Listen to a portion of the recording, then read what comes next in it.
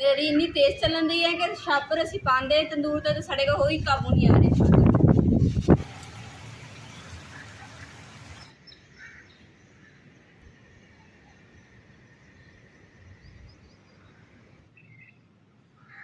बिस्मिल्लाहिर्रहमानिर्रहीम। अस्सलाम वालेकुम। उम्मीद करदी मेरे भैन भरा ठीक होंगे। अल्हम्दुलिल्लाह असी भी ठीक है। अल्लाह पाक तुहानू खुश रखे आबाद रखे। अज दा व्लॉग करदे शुरू ते चढ़दे सारी ना सूरज जेहड़ा सामने धुप्प पैन लग जाती है। टाइम जिन्ना मर्जी कोशिश कर लो कि ना टाइम नाल बना ली। टाइम जेहड़ा ना सुबह का 6 बजे 6:30 बजे का टाइम आ ते धुप्प जे 6:30 बजे ही निकल आती है, कितने 7-8 बजे निकलती होंदी सी। बिस्मिल्लाहिर्रहमानिर्रहीम।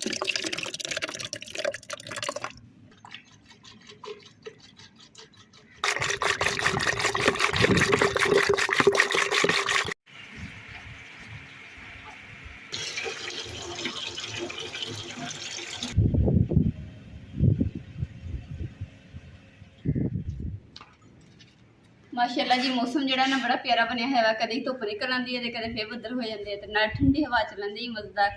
मैं क्या चलो ना कपड़े धो के ना खो देनी, कपड़े भी झट से सुक जाएंगे।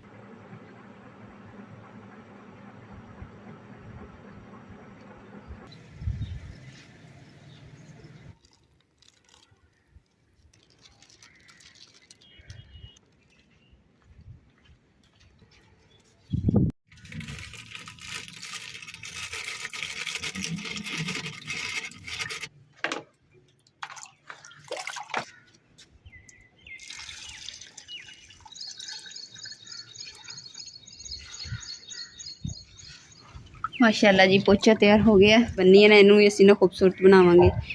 माशाअल्लाह जी पोचा लगाना स्टार्ट कर देता।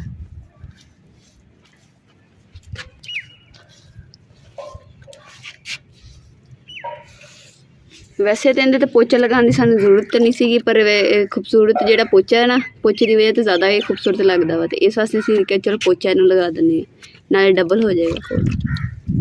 बारिश की वजह तो ना हिफाजत रहेगी, खराब नहीं होएगा।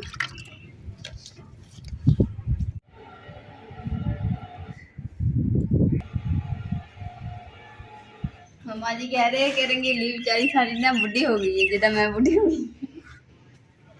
इधरली साइड जिथे अम्मा जी देख रहे हैं ना, तो उत्थे जगह तो ना नीवी जगह हो गई है, तो जी मिट्टी ना सारी खुर गई बारिश की वजह तो इसलिए नीह च हम पानी पै जाना वा, तो करके ना असीं मिट्टी पा दें ताकि बचत हो जाएगी साडी। टोया जिहा पिया होया वा, ते इत्थे मिट्टी जी पानी पैनी है। तो सड़क ते मिट्टी पाई ना, तो नाल मिट्टी पई हुई है, इस वास्ते बचत हो गई। दीवार जो लपाई असीं कीती सी काफ़ी चिर हो गया वा, तो एक बचत हो गई है कि बारिश इन्नी आईयां ना तो खराब नहीं हुई। अम्मा जी ने कोल खड़ गए तो ना इमरान कोलों ना पहले घाह जहा साफ कराएंगे थोड़ा साइड ते करके, फिर जी मिट्टी जमी हुई है ना इनू पट के उत्थे पावांगे। जी कह रहे कि ना मैं जिथे जिथे दसांगे ना उत्थे उत्थे मिट्टी पानी है, तो हुण अम्मा जी दसणगे तो इमरान उत्थे उत्थे मिट्टी पा देंगे।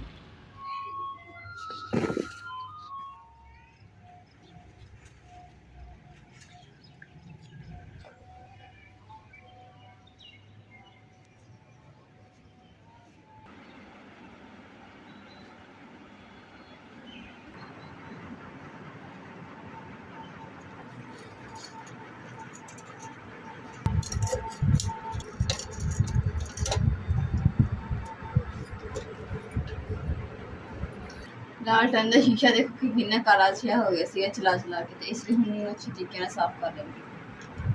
गंदा लगता है तिड़किया पे शीशा जो ना पहले दिन ना तिड़किया पे देखो कितना ज़्यादा, तो हम इनू बड़ा एहतियात नाल साफ करना पैना, वरना फिर सारा टुट जाना तो फिर मुश्किल होनी। माशाअल्लाह जी हम शीशा देखो कि कितना साफ सुथरा हो गया, पहले काला सियासी हो गया धुएं दे नाल।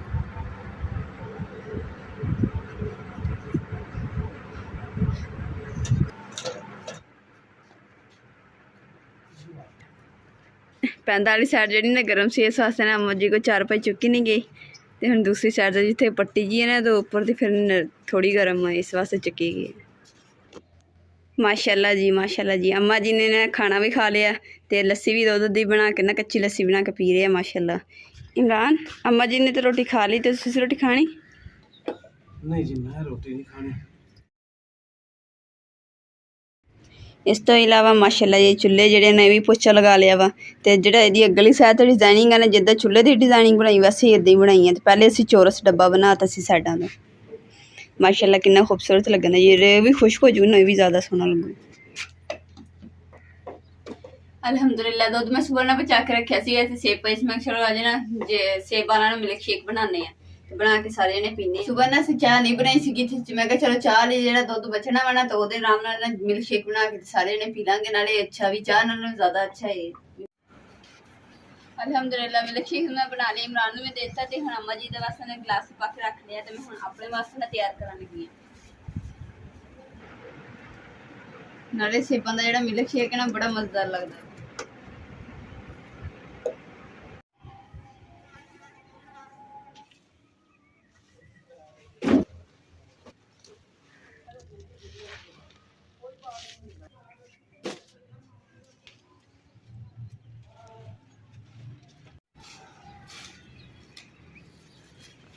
ਮੈਂ ਤਾਂ ਸੋਚਿਆ ਸੀ ਵੀ ਨਾ ਵੈਸੇ ਹੀ ਦੂਸਰਾ ਬੱਦਲ ਜੇ ਹੈਗਾ ਵਾ ਤੇ ਬਾਰਿਸ਼ ਨਹੀਂ ਆਣੀ ਹੈਗੀ, ਤੇ ਪਰ ਬਾਰਿਸ਼ ਦਾ ਮੌਸਮ ਹੁਣ ਜ਼ਿਆਦਾ ਖਰਾਬ ਹੋ ਗਿਆ ਵਾ, ਤੇ ਲੱਗਦਾ ਕਿ ਬਾਰਿਸ਼ ਆ ਜਾਣੀ ਹੈ। ਪਰ ਅੱਲਾਹ ਤਾਲਾ ਨਾ ਹੀ ਥੋੜੀ ਜਿਹੀ ਪਾਵੇ, ਕਿਉਂਕਿ ਮੈਂ ਕੱਪੜੇ ਧੋ ਰਹੀ ਹਾਂ, ਫਿਰ ਇਹਦੇ ਸਾਰੇ ਕੱਪੜੇ ਜਿਹੜੇ ਅੱਜ ਧੋਤੇ ਨੇ ਸਾਰੀ ਮਿਹਨਤ ਜਾਇਆ ਜਾਣਗੇ।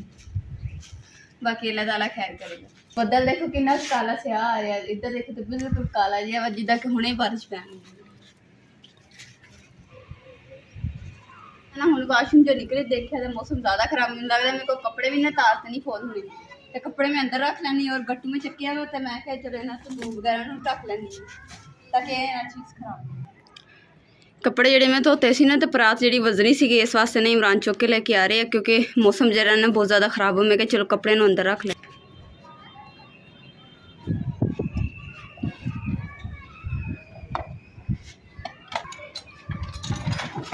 माशाल्लाह जी इतनी ज़्यादा ठंडी हवा आई है ना, इतनी तेज़ के लगता है कि ठंडी जोरों ਨਾਲ ठंडी बारिश आएगी।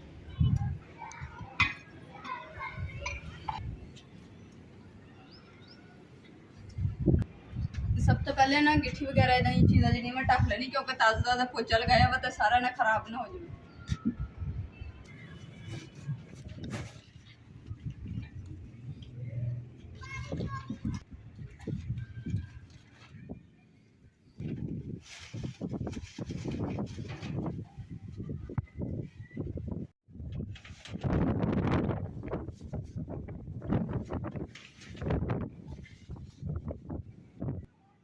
मेरी इन्नी तेज चलन दी है कि छापर असी पाते तंदूर तो साढ़े को कोई काबू नहीं आ रहा।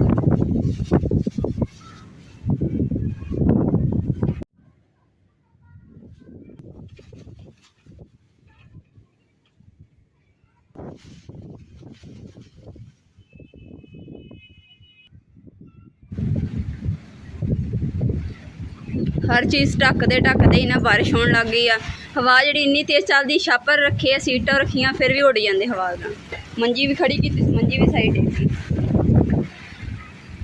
जिन्ने के गट्टू बचे सीगे वो बन्नी दे उपर पाते, बाकी तो बन्नी अद्धी गिल्ली होंदी है। कोई नहीं अल्लाह वारस इनू फिर दोबारा कर लांगे मुरम्मत दी।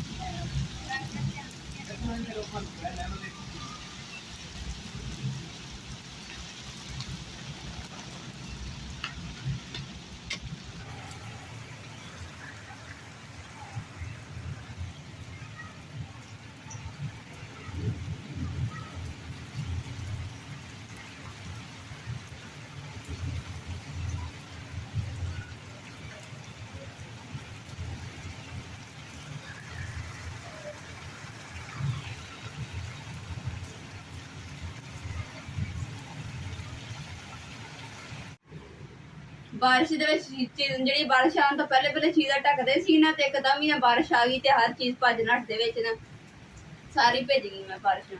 और उस तो इलावा साड़ी जो बारिश का मूँह है ना कमरे वालू आ, तो इस वास्ते बारी के ना पानी आने लग गया, माचिस भी सारी गिल्ली हो गई। हुण इहनूं सुकाना पैना।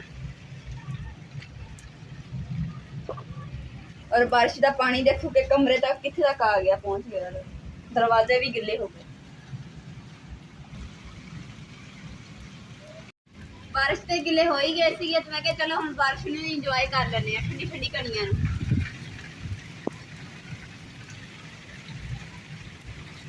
अम्मा जी अग नहीं हुण बाल रही, हुण की करना चाहिए?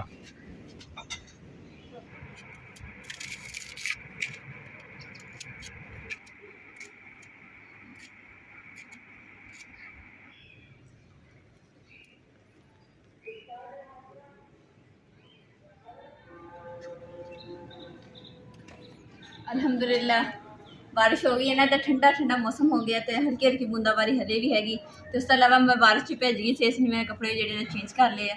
तो इन्ना का मौसम जो अज बड़ा प्यारा लगे, हजे भी बदल जो कटकन दे, तो लगता कि होर बारिश होगी। इन्नी देखोगे कुदरत अल्लाह ताला की गल है कि देखो मैं पोचा लगाया अस्सी नस्सी थे, तो पोचा जो उतरिया नहीं है, बारिश भी इन्नी पई है, फिर भी निशान है, तो दोबारा उपर उपर की पोचा लगा सकते हैं। तो इन्ना शुक्र है कि बाकी दीवारों का असीं पोचा नहीं लगाया सीगा, ते अगर लगाते वो भी खुर जाना सीगा। तो हुण जिहड़ा ना दोबारा असीं पोचा लगावांगे जो बारिश रुक जाएगी। ਉਹਦਾ ਜਿਹੜਾ ਨੇ बिल्कुल सीधा जा रहा ਸੀਗਾ, ਤੇ ਜਿੰਨੀ हवा ਚੱਲੀ है ना, ਇਹਦੀ वजह से ਉਹਨੇ जी डाड़ियां ਜਿਹੜੀ खिलड़ गई ਤੇ इधर नीवी हो गई। आ मां भी माशाल्लाह ਜਿਹੜਾ ना खिलदा ਜਾਂਦਾ ਵਾ भी। और देखोगे कितना नुकसान है कि इन्नी तेज हवा चली कि ਜਿਹੜਾ ਨਾ सारे लकड़ी ਦਾ स्टैंड ਸੀ ਇਹ भी डिग गया, सारा समान ਜਿਹੜਾ ना गिर गया वा। बारिश पैंदी रही है ना, जिहदी वजह तो ना कमरा जिहड़ा ना हबस हो गई है, तो मेरे को बैठा नहीं जा रहा सी। मैं क्या इमरान तुसीं ना बाहर 4 रुपए कर दो, क्योंकि बाहर ठंडा माहौल बनया है वा, तो इस वास्ते ट्रांसफार्मर भी उड़ गया अपना। हाँ ये भी कोई पता नहीं है कि लाइट किदों आती है किदों नहीं आती। असी तो टैंकी भी नहीं हैगी, तो पानी जिहड़ा असीं बाल्टियां च भरी दा वा। हुण पता नहीं किन्ने तक, अल्लाह करे कि लाइट आ ही जाए जल्दी।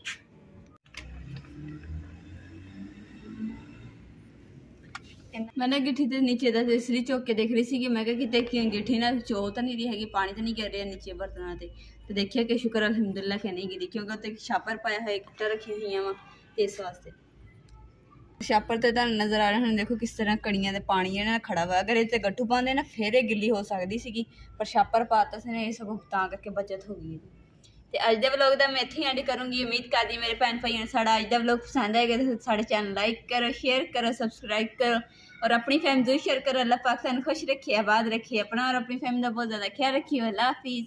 और तुसीं लाजमी साढ़े इंस्टाग्राम चैनल ना तुसीं लाजमी विजिट करना, तो इंशाल्लाह तुहानूं भी उहदे ते भी अच्छी अच्छी वीडियो मिलणगियां, ते तुहानूं बहुत मज़ा आएगा इंशाल्लाह। पंजाबी पेंडू ब्लॉगर के नाम से ना इंस्टाग्राम पर ना ID बनी हुई है, तो तुसीं उहनूं जरूर विजिट करना, तो इंशाल्लाह तुहानूं बहुत मज़ा आएगा।